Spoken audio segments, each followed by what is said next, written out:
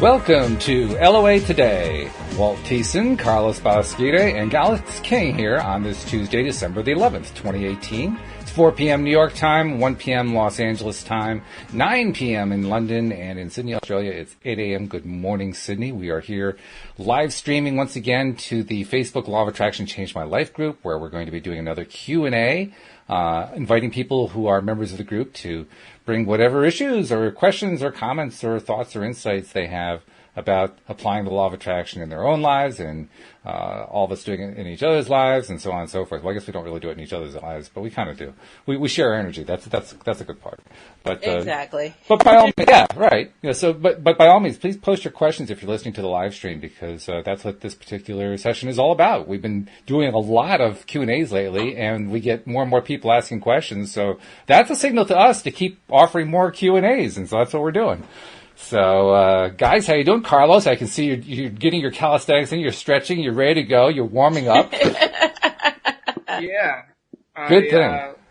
Just trying to get limber here, getting ready for these questions, you know. See, it's appropriate, because I just got back from work out at the gym, and I just joined a gym for the first time in a long time, and so, you know, doing calisthenics is a good thing. And, you know, the only thing I haven't figured out, I haven't got my personal trainer to explain to me what calisthenics I should be doing to warm up for answering law of attraction questions. But I will bring that up in the next session.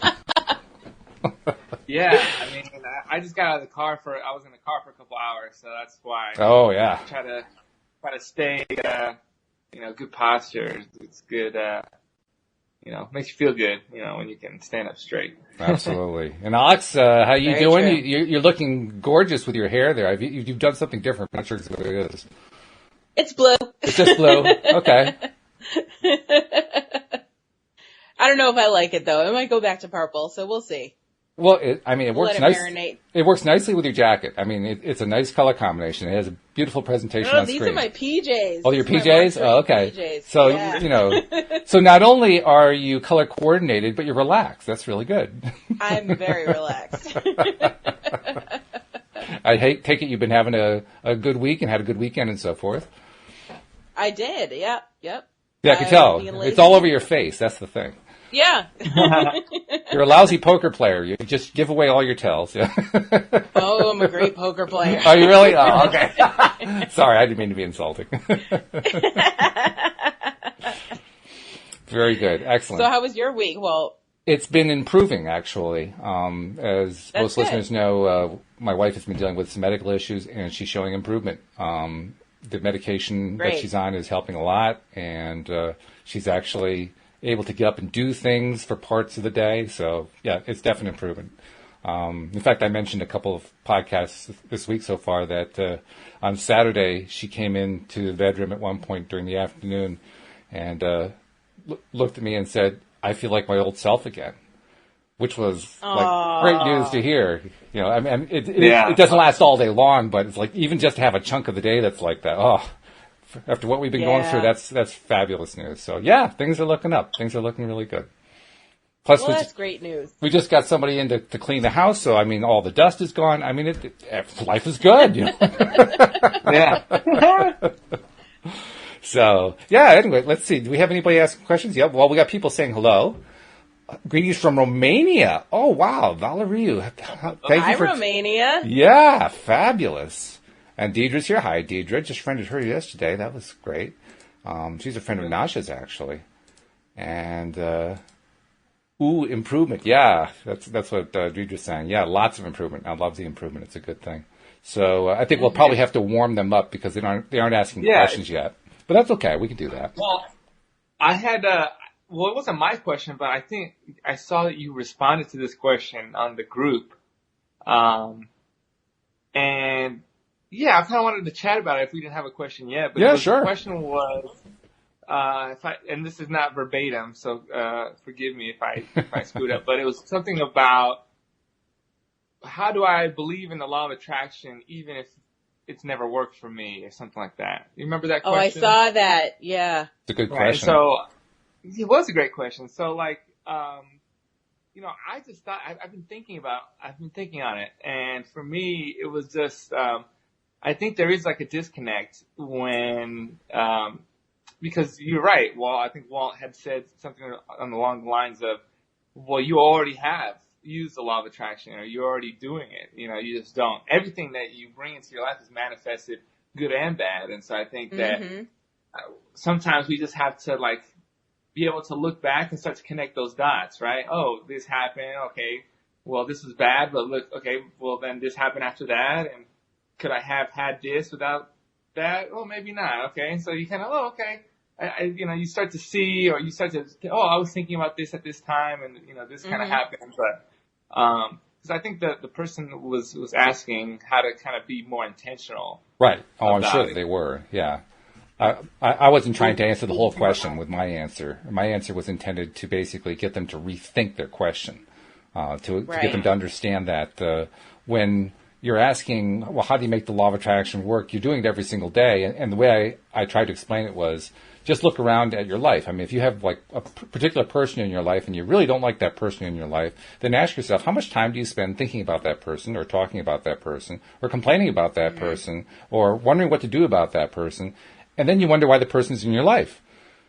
Take your attention away from the person. Towards that person. Just stop paying attention. That's how you get rid of the person. So, I mean, that's once we understand that part, then it becomes a lot easier, I think, to become a deliberate creator. I think the hard part is becoming a deliberate creator without knowing that happens, because now you're just kind of flying blind. Like, okay, I put out my request. What's happening next? I don't understand. Right. Yeah. And that's a good point. I think also, like, I don't think that when somebody kind of says, or think about it, or become obsessed with it, and that's how it meant. I don't think that they realize the amount of what you're talking about. It's not, hey, I'm gonna think about it every once in a while kind of thing. If you really want to be deliberate about it, you got to talk about it every day. You should be researching, looking it up. Just everything that you put. If it's really what you want, you put in that time, and start small, right? Like don't try to change the world on your first, thing that you want to manifest. Make it something like, who knows? What's something small? Just, maybe a job change or something like that, or like, which some people would consider to be huge, actually. Yeah. I'm trying to think of a good example, but, I guess, anything we kind of, ask the universe for is, I have a good example. What's that, Alex? I manifested these PJs. All right. Yeah. Cause, what happened was like 6 months ago, I had bought similar PJs for my dogs. Mm-hmm. And so they have matching PJs. And then like a month ago, I was sitting there and I was like, man, I wish they had these in my size. And then walking through Kmart, lo and behold, there they were. And I was like, oh, gotta buy it. That's now a good we're one. triplets. Yeah, my dad used to always do that with a parking spot. That just reminded me of Target. So he would tell me right before we are going into the parking lot, oh, they always save me one here, right here in the front. And no, really here, right here in the front, right here. And it was crazy because I was like, man, this guy always gets lucky, or this guy, for the most part has a parking spot all the time right in front. And he was but he said it with so much, that's the point, is you say it with so much confidence. You believe it 100, like and that's something that you can easily take the doubt from, you know what I mean? Like, oh, easily. It's something small that you can kind of, hey, yeah, there's going to be one there. It's kind of, start something small, PJs, parking spots, those kind of things, and kind of grow. You don't go to the gym and start with 300 pounds either. You got to work your way into it. So baby steps. Right. People are telling us where they're from. We've got a listener from Pakistan. We have another one from the Czech Republic. Welcome. I mean, this is just mind-blowing how many listeners we have from different countries around the world. Yeah. I love the Czech Republic. Yeah. I've met a few people from there. It's fantastic. They were very, very cool. Yeah. I just continue to be blown away. And Deidre says Nasha is also from Pakistan. Yeah, so we have two people listening from. Well, Nasha's not here yet, I don't think, but two people from Pakistan. It's so cool. Technology's a wonderful thing. You know that.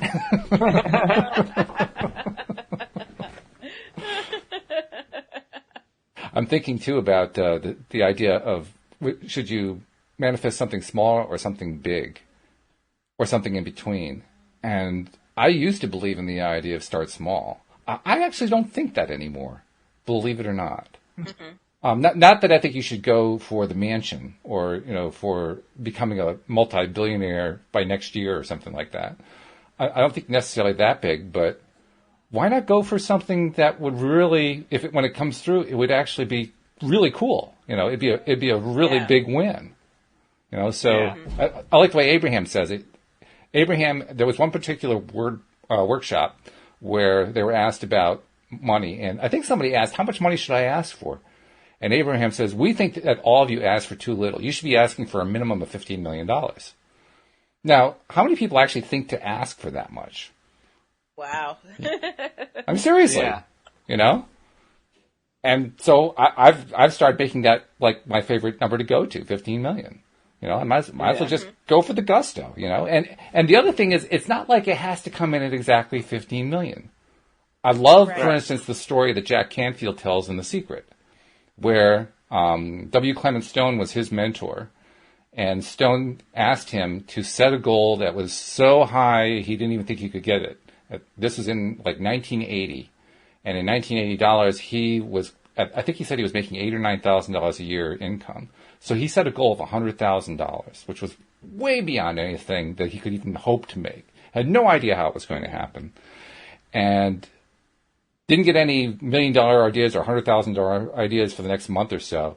And then one day he was in the shower and a thought came to him that he had written this book and hadn't really sold, hadn't found a publisher, nothing had really come out of it.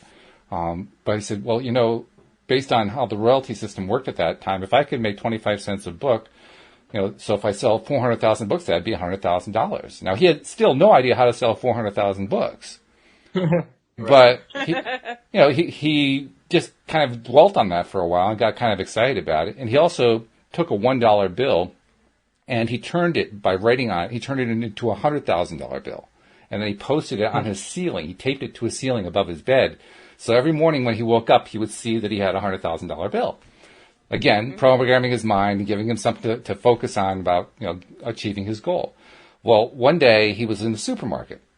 And in the supermarket, he saw the National Enquirer at the checkout line. And the way he described it was always background, but on that particular day, for some reason, it jumped out at him. And within a very short time after that, he was giving a talk at a local college. And after the talk, a woman came up to him and said, that was a great talk. I'd like to interview you. I'm a writer. And he says, who do you write for? She says, well, I'm mostly a freelancer, but most of my stuff goes to the National Enquirer. So Twilight Zone music starts playing in his head. He does the interview. Long story short, the book is called Chicken Soup for the Soul. It ends up taking off. It ends up taking off. And did he make $100,000 that year? No, he made $92,355. So he didn't make $100,000. Did he care? Absolutely not. That was wonderful. What a fabulous result. Yeah. And then his wife said to him, well, if it works with 100,000, you think it'll work with 1 million? He says, I don't know. I think so. Let's try. The next frame, you see him being handed a check by his publisher for $1 million, which his publisher had signed with a little smiley face next to his signature because it was the first $1 million check he had ever written in his life. So it doesn't matter whether you actually hit the number. It doesn't even matter what the number is. Just set the number and make it high so that anything that you come close to it or even within spitting distance of it, who cares? Right. Yeah. If you shoot for 15 million and make 5 million, like, woohoo! All right. Right? It's something you didn't have before. So absolutely. Just be grateful. Yeah. But that also goes to the way that you program your mind. And I talked about this on Friday, but I'll touch on it briefly here again. But it's just asking yourself the right questions, right? Like this guy was like, I want to make $100,000. So his mind naturally he says, start looking for ways to do that. Mm-hmm. You know what I mean? It's like I said, the mind is very powerful. So finally, until, like you said, a month later, it's like, oh, this book. That might be a good idea. And then his mind, well, how do I get this book to make me $1 million? And his mind started doing the math. Oh, that's right. oh, I don't know how to sell for how. Well, and again, it's just like, how do I do this? And then the inquire. It's like, again, it's your brain is searching for the answers to these questions, and those were productive questions. Like, how do I get to this next level? And again, your brain's going to fill in those gaps, and it might not even be the right way, but it kind of gives you some kind of an action to take, and through that, you find little avenues and stuff. So. That's a great story. And actually, he said he never knew how it was going to happen. He kind of inferred. He didn't really talk about it in detail in the movie, but he kind of inferred that he didn't know how it was going to happen. But he kind of gave up on that, and then things started coming to him. And that's something that's actually, I think, a good piece of advice, because if we get too wrapped up in how it's going to happen, we can actually bring our vibration down. Right. Yeah. So that's the argument against, trying to figure out the hows. It's what Mike Dooley calls the horrible hows. So instead of focusing on the hows, you just focus on the part that gets you excited. Like, what are you going to do when you get your $15 million or whatever it is? How are you going to use your $100,000? What are you going to spend it on? What are you going to buy? You're going to buy a house. You're going to buy a car. You're going to take a vacation. What are you going to do? And get excited about that. Mm-hmm. And then visualize that part. That's how Neville Goddard got his steamship ticket home back in the 1930s, by visualizing what it was like to be home on his native island, his native-born island of Barbados. For Christmas, which I think is an interesting choice for Christmas, but that's another story. But we also have more people saying that we started a trend here to find out where people are from. So we've got somebody from Dublin, Ireland. Anne Marie, she's from Middletown, just down the road from me. So she's here in Connecticut in the U.S. And I think I saw another one here too. I'm not spotting it, but Nasha says she's been reading Chicken Soup for the Soul. Yeah, you and about 50 million other people. Right. I mean, that series of books just has sold an unbelievable number of copies. And the thing I love about that book, all the spin-offs of it. All the spin-offs are crazy. Yeah. I read Chicken Soup for the Teenage Soul. Mm-hmm. Yep. When I was, 16? Yeah. Yeah. And I believe Jack's actually sold the series, so he no longer owns the series. Mm-hmm. But he made out very nicely. Yeah, sure. Well over 15 million. Well over. So you just never know how it's going to work. Just don't try to do the hows. I used to do the hows like crazy, and the hows are really bad for you. I can tell you that, because they'll just drag you right down. I mean, unless your first how works. If your first how works, then it's great. But if your first how doesn't work, then it starts to weigh on you a little bit. And then it weighs on you some more, and then a little bit more, and then all of a sudden you're in that downward spiral thingy, which we don't want to be in. So. Yeah, I mean, that's absolutely right. The thought happened to me, actually. I was just, how I got into the acting thing was, I was doing the stand-up, and I was like, man, this is kind of what I just had it in my mind. I kind of wanted to get into that, and I wasn't forcing it though, right? I was kind of just, I was thinking about it a lot, and then a friend of mine from high school, who's now a commercial agent, had seen a picture that I posted, and was like, and reached out, and it's nice. And then it just kind of went into happening, It's like I didn't have to try. I mean, and a lot of, it's very strange. Like most of the time, you have to go and you go on a lot of meetings and those kinds of things. But yeah, it's like when it's for you, just it kind of comes to you, Absolutely. Another person, Elena is tuning in from Sydney, Australia. So hello, Elena from down under. Morning. And Carlos, Nasha is saying hey to you. So hey Nasha. There you go. Nobody's asking questions. I think everybody's figured out the law of attraction. They have all the answers now. Maybe we should have them on. They can explain it to us. What do you think? Well, since we don't have questions, let's see. What are some of the interesting questions we've had to talk about lately that are worthy of continued discussion? We had some Neville questions, but I don't think either of you guys are real Neville experts. What else is good? Well, actually, we were having a conversation about the larger role of religion and spirituality the other day. In fact, Carlos, I think you kind of ducked in on that one a little bit. Yeah.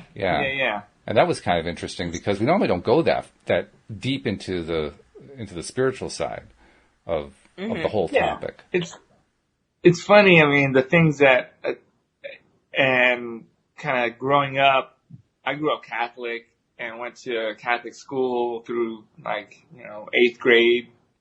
And so, I mean, that was my basis, but I feel like this happens a lot to a lot of people though, is like once you kind of grow up with a religion and then you're like, well, I don't know if this one's for me, you know what I mean? Like, I don't, this makes sense to me. Right. Or, and then you kind of just fall out of it or you try to find something else that does fit. But yeah, I mean, ultimately I think that, you made a point of something about, religions kind of really serving their own religion, right? It's like a lot of stuff. Yeah. Yeah. So, I heard something a long time ago that said kind of religion creates division, sometimes. And you can. It can, yeah. But I think that when people focus on the pillars or like the values of the religion and not so much who's right and who's wrong, that's when you get the most out of religion. You know what I mean? Like, sure. If you're Buddhist and you follow because the values of all these religions and just being a good person, I think those things shine through in all of them, and they're very similar if you look at it like that.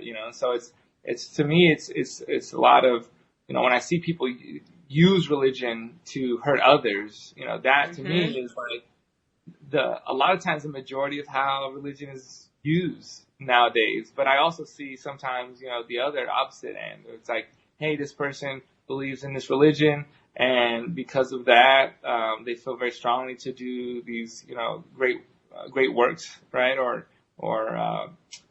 doing unto others, right? And so, but then they don't have to brag about it, or they don't have to, do it in a loud manner. It's just like, this is what, there was a song that we used to sing when I was like very little. It said something about, they will know we are Christian by our love, right? It's not how you say things or, look at me. It's just like through your actions, people will know, you know what, that person has some kind of, spirituality, or that person is connected in that way. So I don't know. It's just kind of like a kind of overarching, my view of how I see, religion. But I think you're right. And it's like anything else in life. No matter what the value system is, no matter what the belief system is, it can serve you as a person, or it can be used to divide. It can work either way. It just depends on how you decide to use it. So, no matter what the system is, it's really up to you to be the person to be in control of your own belief system and how you're going to use it. Yeah, I mean, I think it's all in moderation too, because a problem I see a lot of times too, especially people that grew up very strictly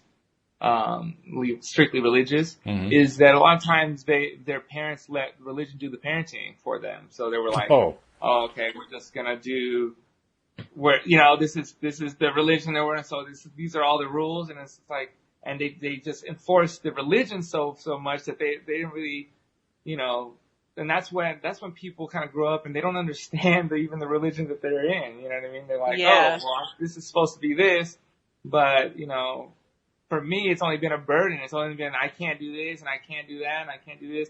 And it's like, kind of focusing, like you say, perception is everything. So, even focusing on the wrong things of a religion, and kind of doing those things over and over again can kind of be detrimental. So I think just like parenting, you don't want to be too strict.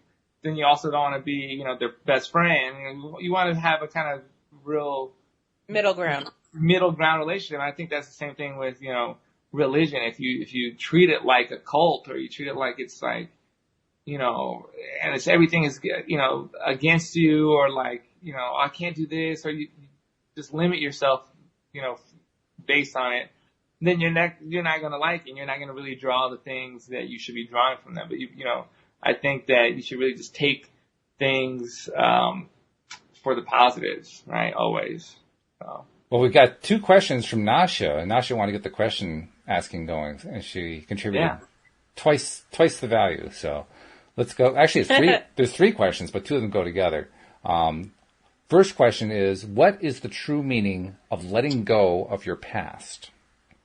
What is the true meaning of letting go of your past? And I think that's probably in the context of being a deliberate creator, because one of the concepts that gets discussed is if you've got something in your past that's an old tape that's playing in your head, and it's interfering with your inability to get into that, what Abraham calls that high-flying place, that really good-feeling place, then you have to address it somehow. You have to deal with it. So, but the way she phrases it is interesting. What is the true meaning of letting go of your past? What do you guys think? That's an interesting question. Yeah. I think, personally, I think that has to do with forgiveness, forgiving and forgetting the situation or whatever, is holding you back. It's an interesting point. Yeah. Tony Robbins, I'm going to bring this guy back in here. Funny, he's not, I wouldn't even call him, law of attraction, expert or anything of that. But a lot of the stuff that he teaches people how to do, it kind of gets them out of their own way and so that they can manifest. So one of the things he says is, to know and realize that your past does not equal your future. Mm-hmm. Even if you've done something and it's happened 5 times that way, that doesn't have to be the 6th time that it's going to be that way. You know what I mean? Right. So don't prejudge,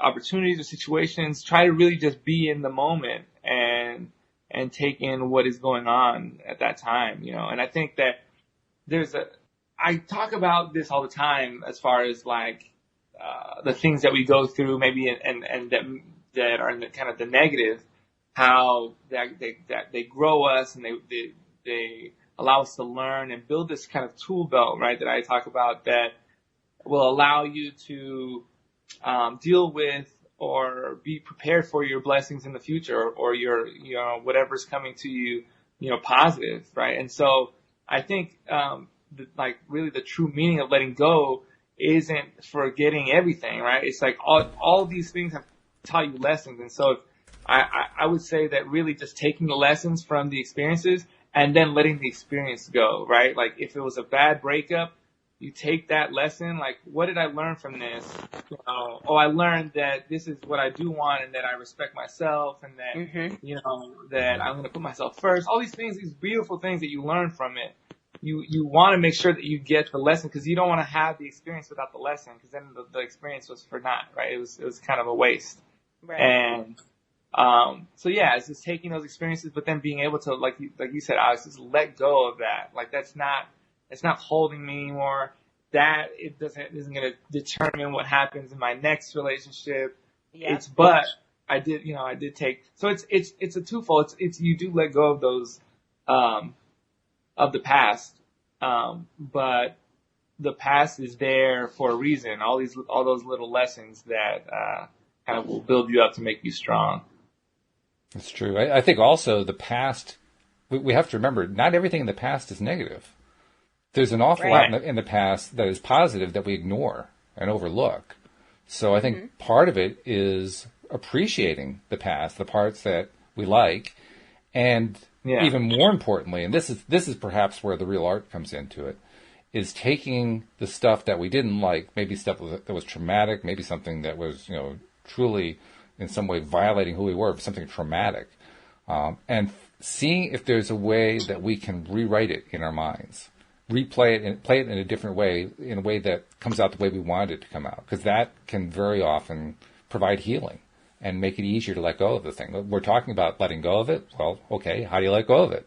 That's the way to do it. Right. Or that's not the only way to do it, but it is one way to do it that can be very effective. I would even venture to say, and this might be a little controversial, but sometimes it's good to even let go of the positive things because we can live in that too long also. I think that I've been guilty of that where it's like, and not to let go of it like in the same sense of we're trying to let go of the other stuff, but enjoying it and having those memories, but try not to linger on it because it's like life goes on, right? And so you can continually fantasize or romanticize an experience that you've had, and try to get back there or try to get something similar. And that was what it was for that time, I think a lot of times we get disappointed, and that's a very easy way to get disappointed is trying to relive. Oh, last time we went to San Diego for so-and-so's birthday, that was great. Oh, let's do that again. And so you just had this expectation it's going to go that way. And you might even have a great time again. It just wasn't like the other time. And you kind of set yourself up for this kind of disappointment. So it's like, and what I do, or what I've been guilty of in the past too, is just like, oh, that went really well. And so like, I'm just going to hang on to that good feeling. And like, I don't need to try it again, especially if it's something scary. You know what I mean? Like, so that's a lot of times I try to, oh yeah, it was good. And then take that energy and then kind of leave it there and then just try it again, because I've, you don't want to get too satisfied. You want to have a little bit of like that, that hunger. So are you an advocate of like, the idea that life is a buffet and you want to just start sampling everything you can find on the buffet? I do, yeah. I sample as much as I can. Mm-hmm. And you can, I think anybody who knows me knows that, just all the different jobs that I've had, and all the different things that I've tried. And, yeah, I'm an open book for sure. That's a good thing. All right.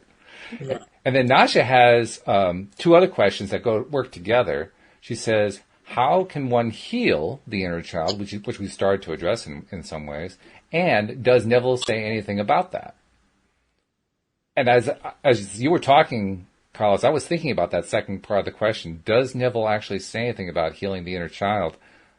And I can't say I can think of anything that specifically addresses that, but I can think of a metaphor that he uses. And quite honestly, it's a metaphor that when I first read it, it kind of raised my eyebrows, like, oh, really? Okay.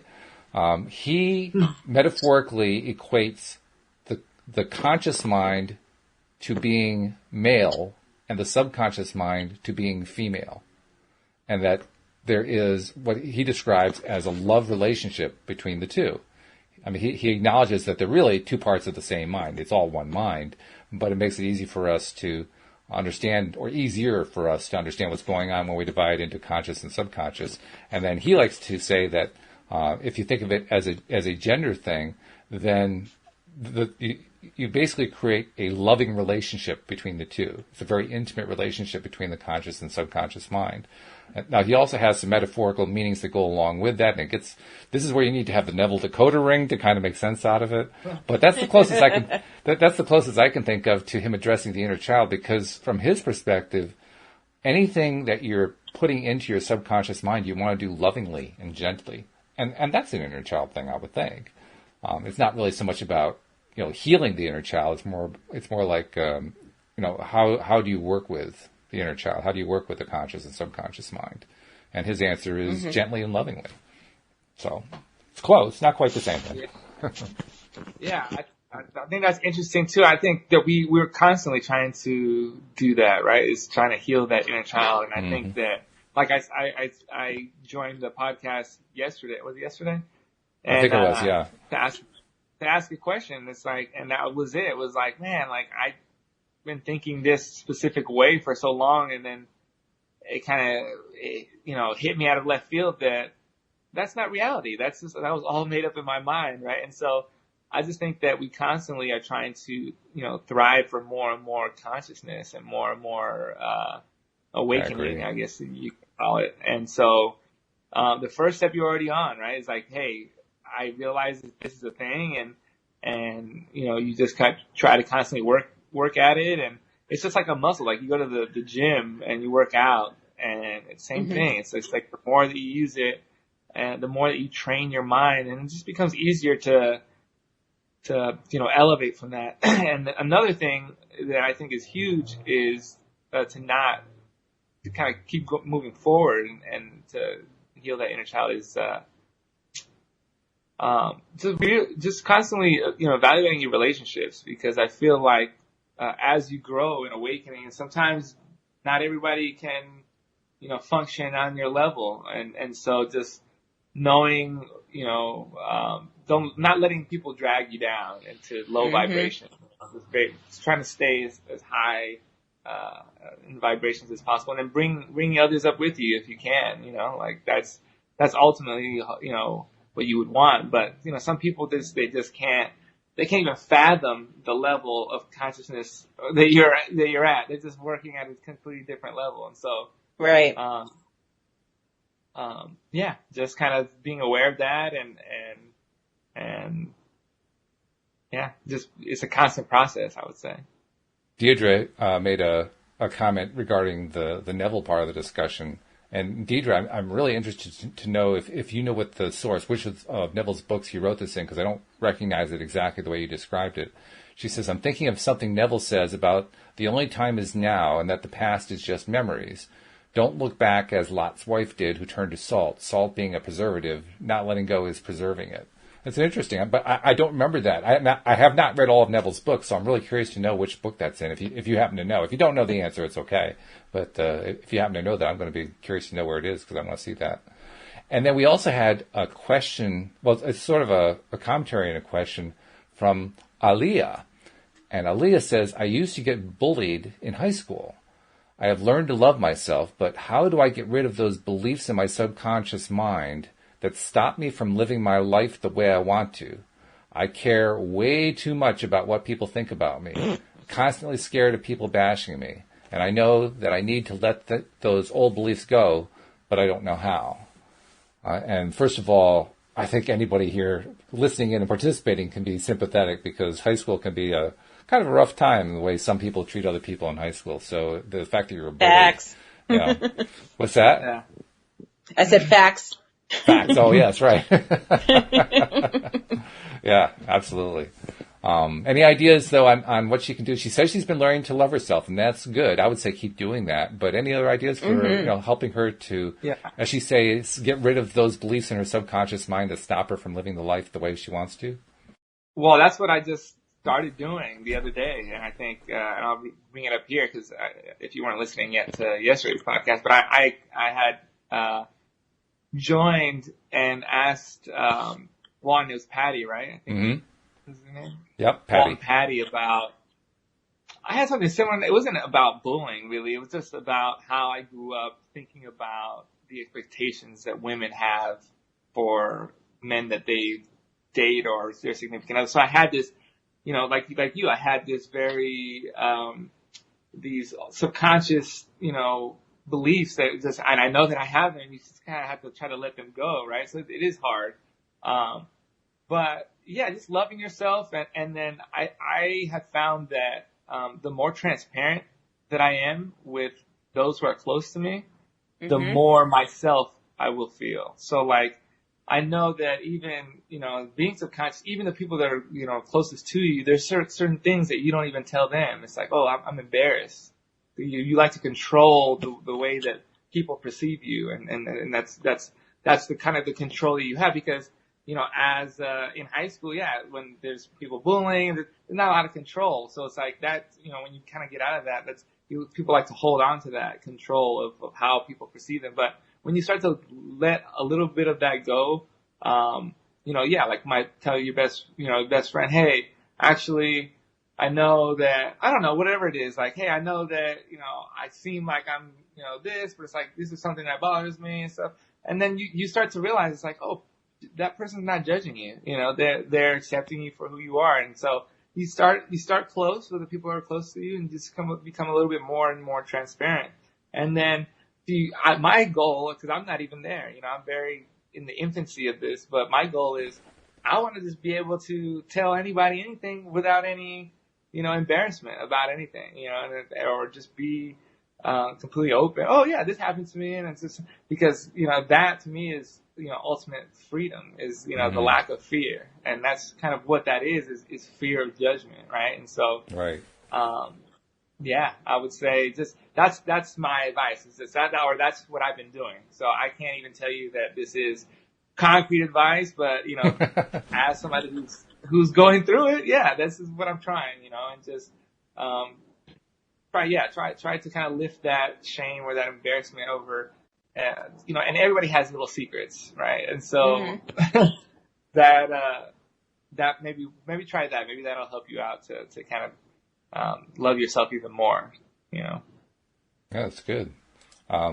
Essie actually gave a response to Aaliyah. She said, daily positive affirmations to get those beliefs out of your system, and that's true. Positive affirmations can help with that. In fact, one thing we've talked about on quite a few of the podcasts is mirror exercises. Talk about Jack Canfield. He's the one who presented the idea of mirror exercises that I saw for the first time. There may have been others who did. But mirror exercises are a wonderful way to build self-esteem. And Aaliyah was talking about how she's been working on having learned to love herself. Well, that's the way to build it up even more. Nothing like looking into your own eyes in the mirror and saying to yourself, I love you. Especially the first time. The first time it's like, oh, God, do I really have to say this? No.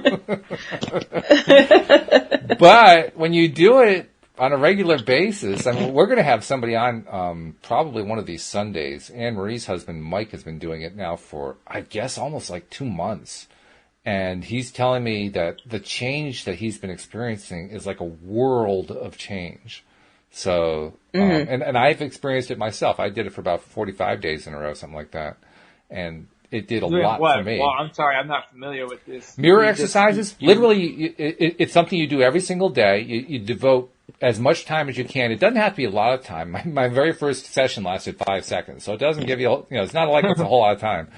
You try to go for more than 5 seconds as you're doing it day by day. But literally, you look in the mirror, or you can actually do it with just a smartphone, just like you're taking a selfie, look in the camera so you can see yourself. And you look into your own eyes, and then you talk to yourself. You have a conversation with yourself.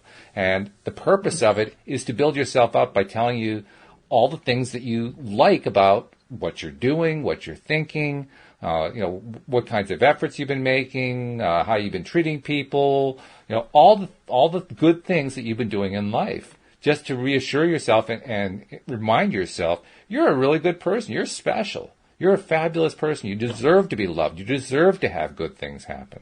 And when you say that to yourself over and over and over again, day after day after day, you don't have to do it a lot in terms of a long period of time each day. I would do it for 2 or 3 minutes a day, which is plenty. You do that for 2 or 3 minutes every single day, you're going to start feeling results. It's going to happen. For me, one of the big results I got, that negative chatter that shows up in your head, the negative thoughts that come out of nowhere and they're hounding you and they're bugging you. Negative chatter went away completely. The negative chatter blanked out after 30 days. It was gone entirely. And I was just kind of grooving on, wow, my mind is so quiet these days. It was really nice. I'm gonna try that. Yeah, it's good. It's a really good exercise. It's very powerful. The hardest part is just getting through the first couple days where you're saying, oh, God, do I really have to say that to myself? It's very cringy. Yeah. Well, once you get past that, and even if you're just doing a few seconds each day, at least you're doing it. The main thing is establishing that habit. But after you do it for 2 or 3 days, all of a sudden it gets easier. It's like, yeah, all right. So it's a little bit stupid that I'm saying this, and you start making arguments like that. But at least you're doing it. You're actively doing the daily exercise. And that's what you really need. The daily exercise is where it starts turning around your own image of yourself in your own mind, both consciously and subconsciously. So, I recommend highly mirror exercise. It's very, very powerful. Cool. So, and Deidre asked, is that what it's called, mirror exercises? Yeah, in fact, let me see. I'll see if I can find the blog post. Jack Canfield posted something about mirror exercises, and let me see if I can get that. I'll just post it into the chat here for people who are watching the live stream. Yeah, here it is. So that's going in right now. All right. And Bronwyn has already volunteered that she's going to start doing the mirror exercise. Good for you. All right. Oh, well, Nasha is asking questions like crazy. Her next question is a paradigm shift. How do we do that? And does it take time? Interesting question. I guess it depends what you mean by a paradigm shift. Because a paradigm shift could be for yourself or it could be for a society. I'm not sure what you have in mind. Yeah. I think it takes a little while because, and there's not any set time, but for me, I think when she said that, a paradigm that I've had to shift is what does success mean for me as an adult, and it's or in success in career, right? And so the paradigm or just, society is, if you're an artist, they're people ask you, well, what if you don't make it?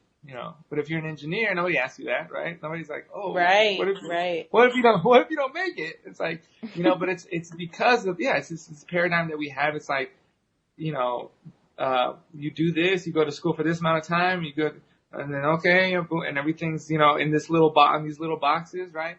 And then you have to, come to realize that that's deception. That's not how we're all, made, so uniquely, for us to all, then try to fit in the same suit. Like, it just doesn't, that's deception. That's not reality. And so that's a huge part. And it's just something that I struggle with still to this day. It's like just making that, hey, this is just as much as a reality, acting and comedy. This is just as much a reality as being an engineer for people who are good at those things, right? Like, this person's good at math, and so there's a great possibility that he's going to be a successful engineer just as much as, with other gifts, there's just that possibility to be an actor or a comedian or a musician or whatever. There's, a lot of people like to project their own fears on you.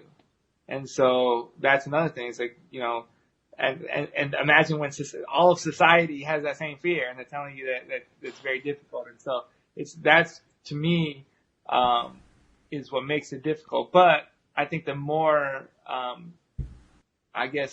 awakened or conscious you become, the easier it is to separate the outside noise and say, okay, that, what does that have to do with me? Is what I like to ask when somebody's like, oh, that's really hard.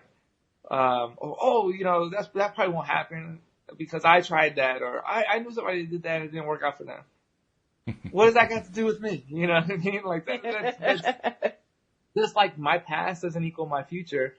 Your past doesn't equal my future either. You know what I mean? That's really what I'm trying to figure that out. But, hopefully that's an example. I don't know if, it's very, very hard to say how long a paradigm shift will take and how open you are to that too. You know what I mean? Like, that's another thing is you have to be open to it and you have to kind of ride through the uncomfortableness and the struggle because it's not going to be just like, oh, okay, well now I thought this for 30 years and now I'm going to think this.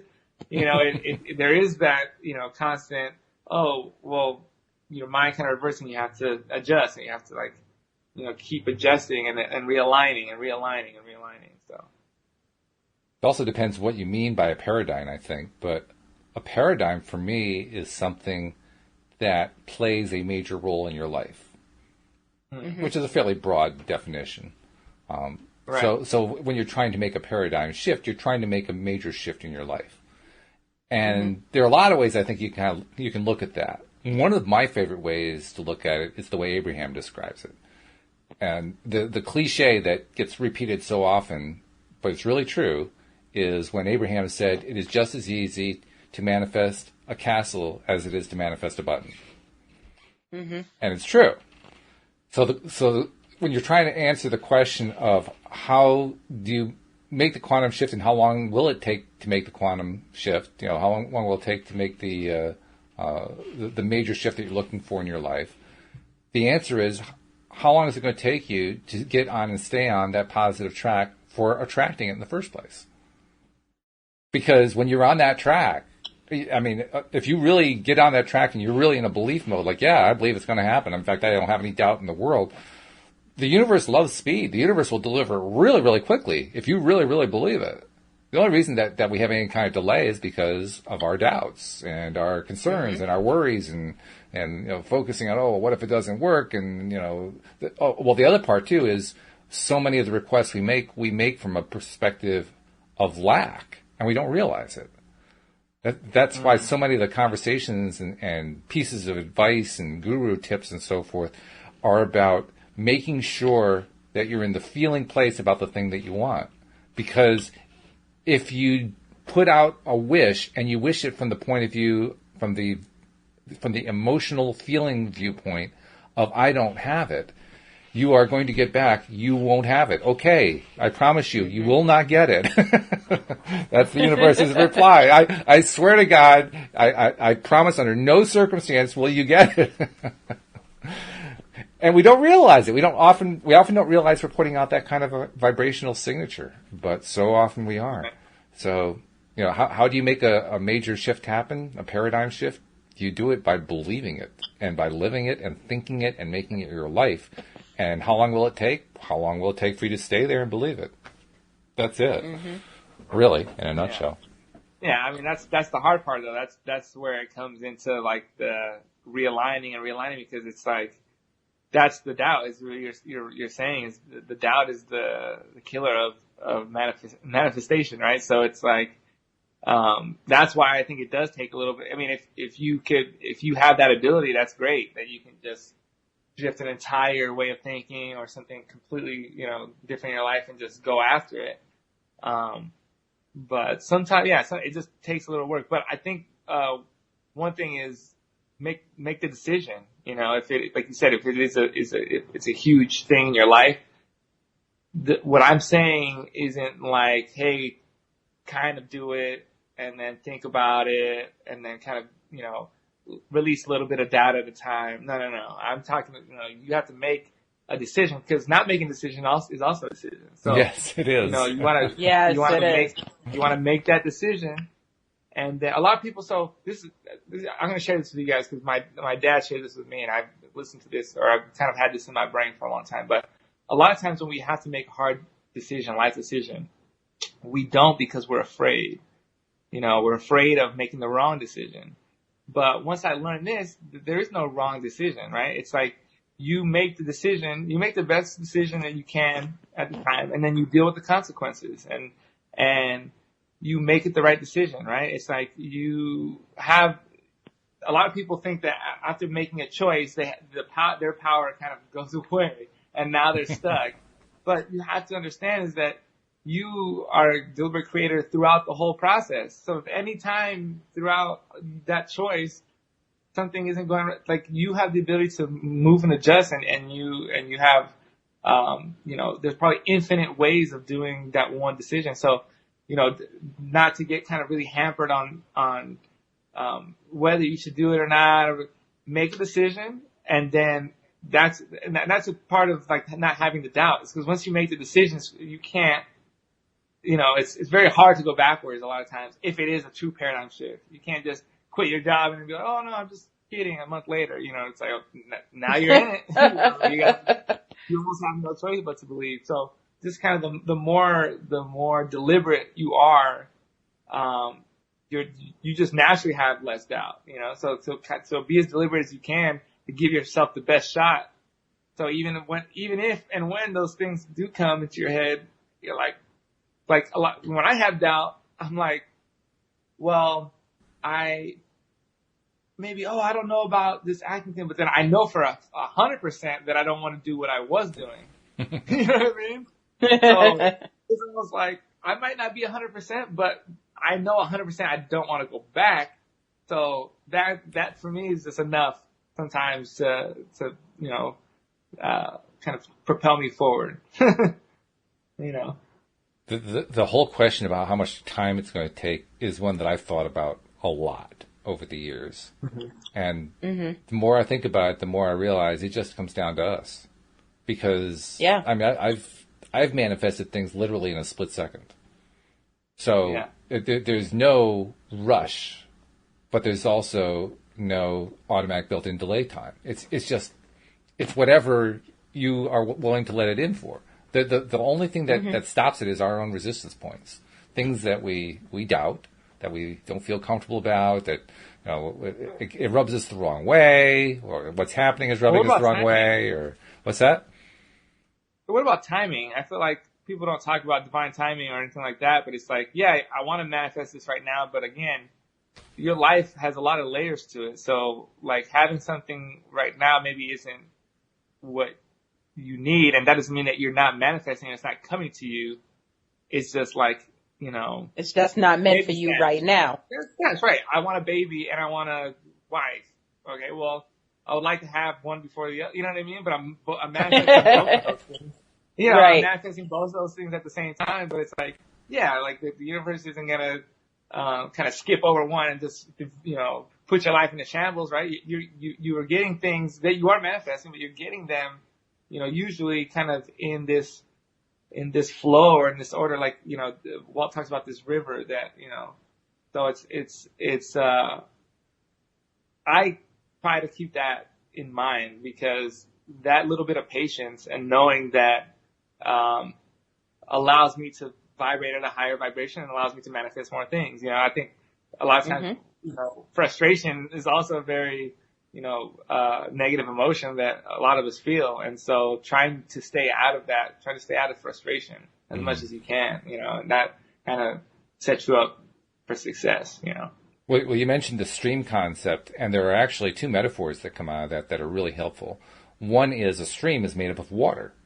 And if you think about water and the second concept is the path of least resistance. Water is the ideal medium for finding the path of least resistance. Because you can have a whole bunch of obstacles in the way, and then you just flow water to it, and the water will just find its way through all the cracks without any effort at all. It'll just find its way through. No big deal at all. So when you understand it that way, it's not that necessarily that it takes time or that there's divine timing. It's just, what's the path of least resistance? The path of least resistance may take some time to get through, but that's just because it's the path of least resistance. So, and the other aspect of it too, and this is a water thing, it's an Abraham story about how Jerry and Esther decided one day to take a river raft trip. I think it was down the Colorado River. And so they go to the river, and they have there's a guide company that takes you on the river raft, and they have you sign waivers and so forth, and then they go to the end spot, and they park all their cars there, and they get into a company bus or whatever, and get driven up the river to where they're going to go in, and they're going to ride the rapids and ride the river down to the end spot. And there are two aspects of that. The first is that the guide warns them that this is not Disneyland. You can't turn the river off. So you have to be respectful of the river.